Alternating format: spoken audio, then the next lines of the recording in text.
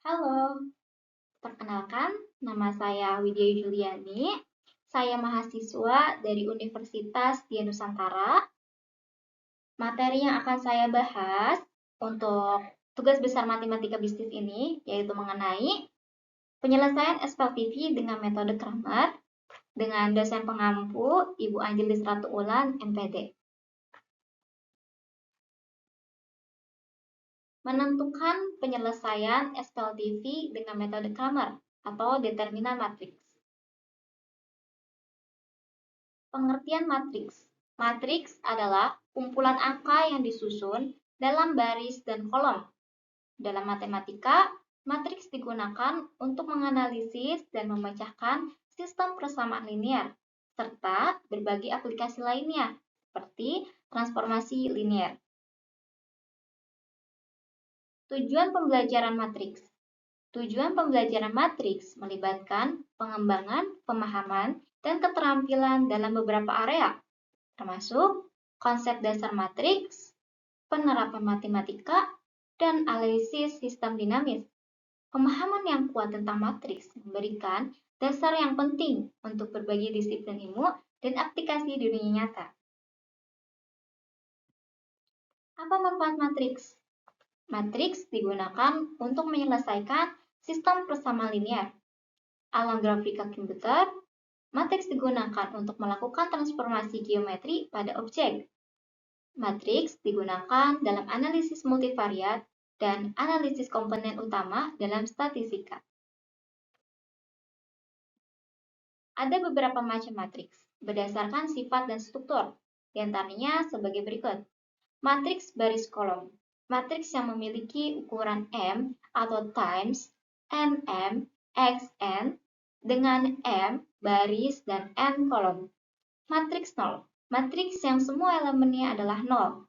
Matriks identitas. Matriks persegi N atau times NN XN dengan elemen-elemen diagonal utamanya bernilai 1 dan elemen lainnya 0. Matriks diagonal. Matriks yang elemennya di luar diagonal utama semuanya 0.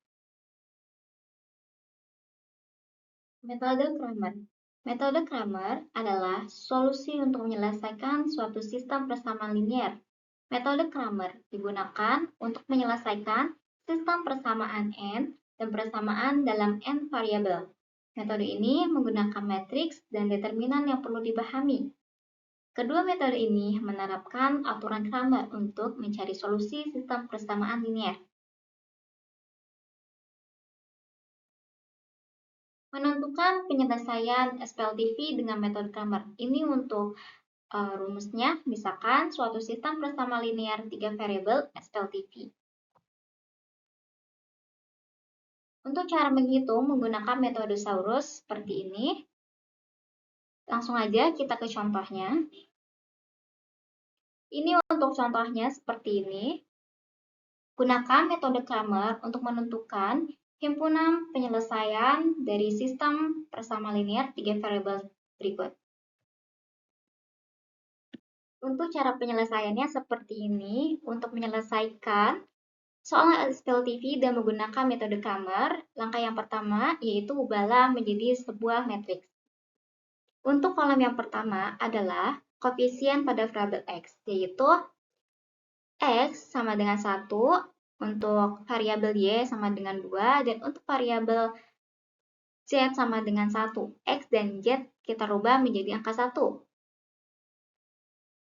Setelah itu, kita menentukan nilai dari D-nya. Nilai dari D ini yaitu hasil dari determinan matriks ini. Maka, kita tentukan nilai dari determinannya. Determinan dengan ordo 3 kali 3 ini caranya yaitu dengan kita menambahkan diagonal yang pertama ini sebelah kanan ini ke sebelahnya. Lalu kita hitung yaitu diagonal ke kiri terlebih dahulu. 1 dikali 1 dikali min 1 sama dengan min 1. Min 2 dikali min 2 dikali 7 sama dengan 28. 1 dikali 3 dikali min 6 sama dengan 18. Lalu setelah itu dikurang. Untuk diagonal ke kanannya, 7 dikali 1 dikali 1 sama dengan 7, min 6 dikali min 2 dikali 1 sama dengan 12, dan min 1 dikali 3 dikali min 2 sama dengan 6. Jadi hasil dari ini dikurang dan hasil determinan dari D ini min 16. Nilai dx ini sama dengan determinan, cuman yang digantikan adalah dengan konstanta. Jadi diubah menjadi konstanta. Jadi 6, 4, 10. Lalu caranya sama, 6 dikali 1 dikali min 1 sama dengan min 6, min 2 dikali min 2 sama dengan dikali 10 sama dengan 40, 1 dikali 4 dikali min 6 sama dengan min 24. Dan sebaliknya juga 10 dikali 1 dikali 1 sama dengan 10, min 6 dikali min 2 dikali 6 sama dengan 72, min 1 dikali 4 dikali min 2 sama dengan 8. Hasil dari dx ini hasilnya min 80. Untuk hasil dy ini, perhitungan dy ini sama dengan dx, tetapi yang membedakan kita merubahnya ke kolom yang ke baris kedua untuk konstantanya. Untuk cara penghitungannya sama, yaitu 1 dikali 4 dikali min 1 sama dengan min 4, 6 dikali min 2 dikali 7 sama dengan min 84, 1 dikali 3 dikali 10 hasilnya 30, dan 7 dikali 4 dikali 1 hasilnya 28, 10 dikali min 2 dikali 1 hasilnya min 20, dan min 1 dikali 3 dikali 6 hasilnya min 18. Untuk hasil dari determinan dy ini yaitu min 48. Untuk dz sama seperti dy, yang membedakan hanya konstantanya dipindahkan ke kolom baris yang ketiga. Cara penghitungannya 1 dikali 1 dikali 10 hasilnya 10, min 2 dikali 4 dikali 7 hasilnya min 56, dan 6 dikali 3 dikali min 6 hasilnya min 118, dan 7 dikali 1 dikali 6 hasilnya 42, min 6 dikali 4 dikali 1 min 24, dan 10 dikali 3 dikali min 2 hasilnya min 16. Untuk perhitungan determinan dz ini hasilnya minus 112. Setelah menghitung nilai D-nya, lalu kita bisa menentukan nilai dari X-nya. Nilai dari X-nya yaitu X sama dengan DX dibagi D. DX tadi hasilnya itu min 80, dan untuk D ini hasilnya min 16. Jadi DX dibagi D sama dengan min 80 dikali min 16, hasilnya 5. Untuk Y, DJ dibagi D sama dengan min 48 dibagi min 16, hasilnya sama dengan 3. Dan untuk Z, DJ dibagi D sama dengan min 112 dibagi min 16 sama dengan 7. Jadi untuk himpunan 3 variabel yang kita hitung ini, hasilnya 5,3,7. Untuk kesimpulannya, matriks adalah suatu konsep matematika yang melibatkan susunan elemen-elemen dalam baris dan kolom dalam matematika dan berbagai bidang ilmu terapan. Matriks memiliki peran penting dan aplikasi yang luas.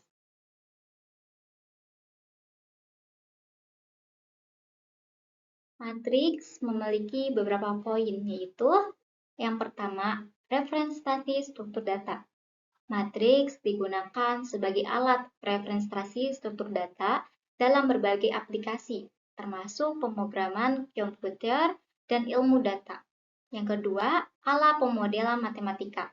Matriks memberikan kerangka kerja untuk pemodelan matematika, khususnya dalam sistem persamaan linier dan transformasi geometrik.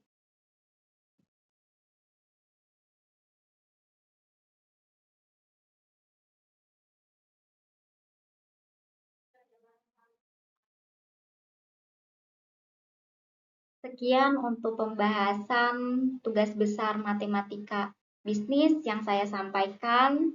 Jika ada kesalahan kata atau kurangnya, saya mohon maaf dan terima kasih.